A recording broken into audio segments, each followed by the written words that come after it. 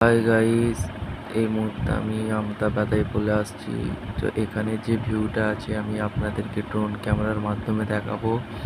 যদি ভিডিওটা ভালো লেগে থাকে তাহলে লাইক শেয়ার কমেন্ট করে জানাবে, ফলো করতে ভুলবেন না গাইস। पहले क्यों ना मिले हम, तन्हा ही क्यों जले हम,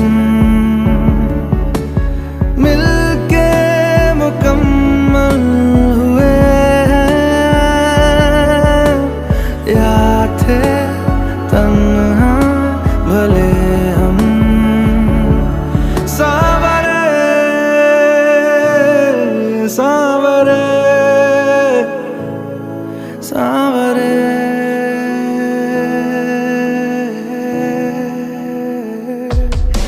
ना हमारा हुआ ना तुम्हारा हुआ, इश्क का ये सितम ना गवारा हुआ, ना हमारा हुआ ना तुम्हारा